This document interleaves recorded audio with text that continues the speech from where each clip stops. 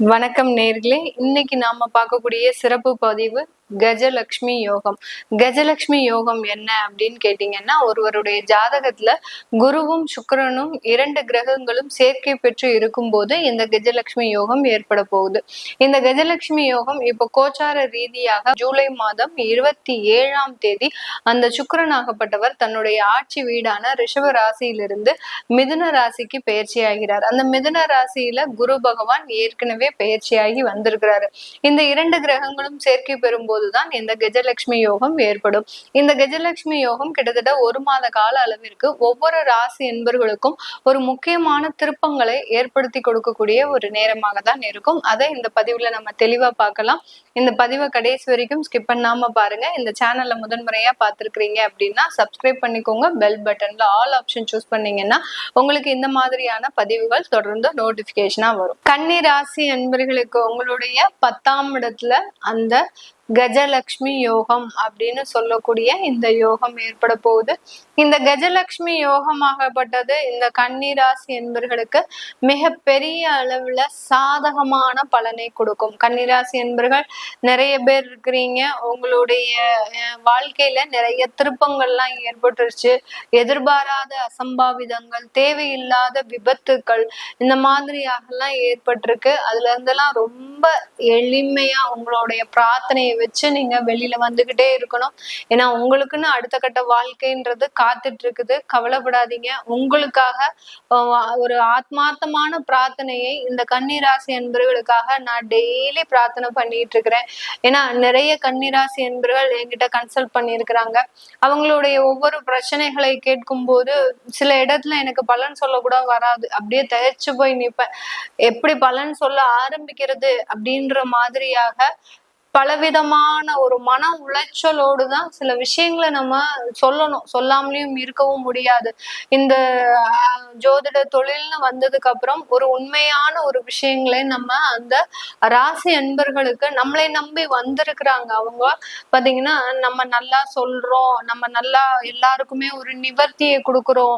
ஒரு சின்ன சின்ன ஒரு எளிமையான வழிபாடுகள் மூலமாக அவங்களுக்கு வாழ்க்கையில ஏற்படக்கூடிய எல்லா விஷயங்களுக்கும் பிரச்சனைகளுக்கும் ஒரு நிவர்த்தியை கொடுக்குறோம். அப்படின்ற போது நிறைய பேர் பாத்தீங்கன்னா லைஃப் டைம் கன்சல்டேஷனாவே வச்சுட்டு இருக்கிறாங்க. எங்களுக்கு இந்த இடத்துல நாங்க என்ன பண்ணணும், இந்த இடத்துல நாங்க என்ன பண்ணணும் அப்படின்ற மாதிரி நிறைய பேரை மீட்டு கொண்டு வந்திருக்கிறோம். நம்ம அந்த அவங்களுடைய பிரச்சனைகள்ல இருந்து நிறைய பேரை மீட்டு கொண்டு வந்திருக்கிறோம். அப்படி மீட்கப்பட்டவர்களுக்கும் சேர்த்து நான் ஆத்மார்த்தமாக டெய்லி அந்த ஆண்டவனை பிரார்த்திட்டு தான் இருக்கிறேன். அதனால நீங்க கன்னிராசி என்பர்கள் உங்களுக்குன்னு ஏதாவது ஒரு அசௌகரியங்கள் இருக்கலாம். அதுல மனதுல இருந்து வெளியில சொல்ல முடியாத அளவுக்கு சில அசௌகரியங்கள் இருக்கலாம்.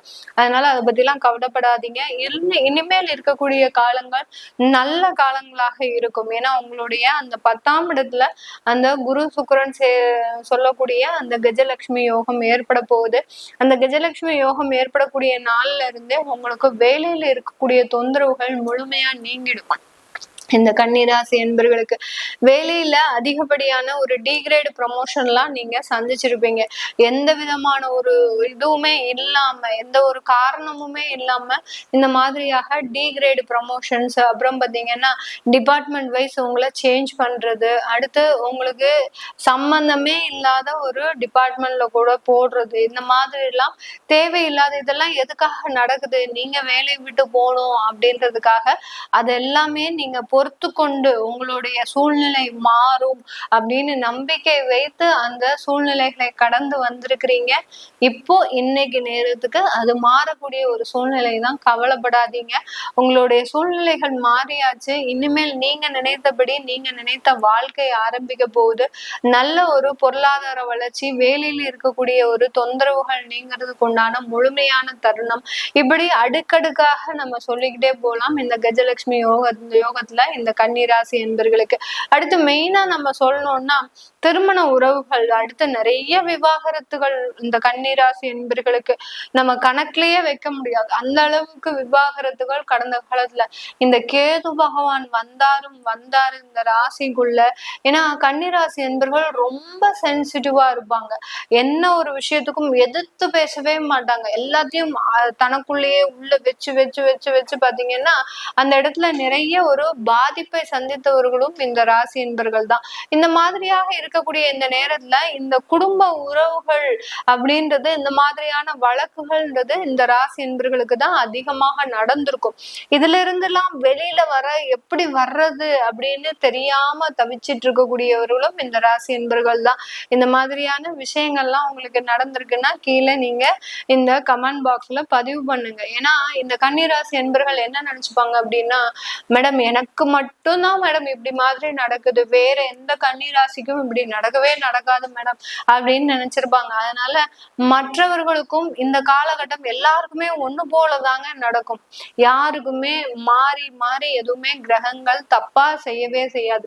எல்லாருக்கும் ஒண்ணு போலதான் நடக்கும். என்ன உங்களுடைய அந்த வாழ்வாதாரத்தை பொறுத்து சில பிரச்சனைகள் வந்துட்டு போகுமே ஒழிய, குடும்ப பிரச்சனைனா குடும்ப பிரச்சனை தான், அடுத்து உங்களுக்கு வேலையில பிரச்சனைனா வேலையில பிரச்சனை தான், அந்த மாதிரியாக இருக்கும். அதனால நீங்க உங்களுக்கு இந்த மாதிரியான விஷயங்கள் நடந்திருக்கு அப்படின்னா கீழே கமெண்ட் பாக்ஸ்ல பதிவு பண்ணுங்க. இந்த மாதிரி விவாகரத்து வழக்குகள்லாம் நிறைய சந்தித்த இந்த கன்னிராசி என்பர்களுக்கு ஒரு மறு திருமணம் அப்படின்றது ஒரு நல்ல ஒரு மாற்றத்தை கொடுக்கும். இந்த காலகட்டம் உங்களை தேடி ஒரு நபர் வருவாங்க. அந்த நபர் மூலமாக இருக்கக்கூடிய அந்த வாழ்க்கை அப்படின்றது உங்களுக்கு ஒரு நல்ல மன மகிழ்ச்சியை தரும். ஏன்னா சுக்கிரன் பாத்தீங்கன்னா உங்களுடைய குடும்ப ஸ்தானாதிபதி, அவர் 10ஆம் இடத்துல இருக்கிறதுனால நீங்க வேலை செய்யக்கூடிய இடத்துலயே அந்த நபர் இருக்கலாம், தாராளமாக இருக்கலாம். அவரும் அந்த அந்த களத்திராதிபதியோட சேர்ந்து இருக்கிறதுனாலதான் சொல்றேன். அந்த வேலை செய்யக்கூடிய இடத்துல இருக்கலாம், இல்ல உங்களுக்கு தெரிந்த நபர்களாக இருக்கலாம், இல்ல உங்க குடும்பத்திலேயே இருக்கிறவங்களா இருக்கலாம். இந்த மாதிரியாக ஒரு சுற்று வட்டாரத்துலதான் அந்த இரண்டாவது வாழ்க்கையை கொடுக்கக்கூடிய ஒரு நபர் இருப்பாங்க. அதனால அவர்களை நம்பி உங்களுடைய வாழ்க்கையை முழுசா ஒப்படைங்க. கண்டிப்பா உங்களுக்கு ஒரு நல்ல மாற்றத்தை இந்த கன்னிராசி என்பர்களுக்கு முழுமையாக கிடைக்கக்கூடிய ஒரு தருணமாக இருக்கும். பொருளாதார வளர்ச்சி நல்லா இருக்க போது, தடைப்பட்ட திருமணங்கள் நல்லா நடக்கும்.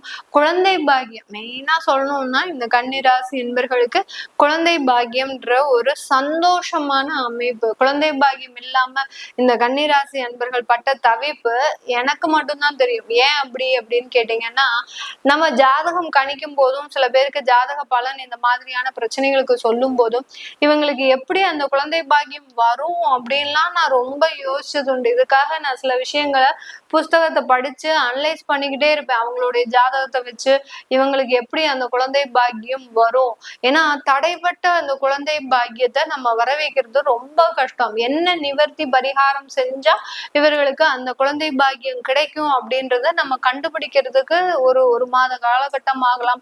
சில இடத்துல நம்மளுக்கு ஒரு மாதமே வரலாம். இந்த மாதிரியாக ஒரு 10 நாள்ல கூட அந்த விஷயங்கள் கிடைக்கலாம். இந்த மாதிரியாக அந்த குழந்தை பாக்கியம் அப்படின்றது இந்த கன்னிராசி என்பர்களுக்கு இந்த காலகட்டம் முழுமையாக கிடைக்கிறதுக்கு உண்டான ஒரு நேரமாக இருக்கும். சில பேருக்கு உங்களுக்கு தடையே இருக்கு அப்படின்னா ஒரு மெடிக்கல் ட்ரீட்மெண்ட் லைட்டா எடுத்துக்கோங்க. எடுத்தீங்கன்னா அதுல இருந்து நல்ல வளர்ச்சின்றது கிடைக்கும். இதுல இருந்தெல்லாம் நம்ம கோச்சார நிலவரப்படி பலன்களை சொல்லியிருக்கிறோம். உங்களுடைய தசாபுத்தி பலன்களை தெரிஞ்சுக்கணும் விருப்பப்படுறவங்க கீழே இருக்கிற நம்பருக்கு வாட்ஸ்அப்ல அப்பாயின்மெண்ட் வாங்கிட்டு நீங்க என்கிட்ட கன்சல்ட் பண்ணிக்கலாம். உங்களிடமிருந்து விடைபெறுவது உங்கள் ஆஸ்ட்ரோபூர். நான் நன்றி, வணக்கம்.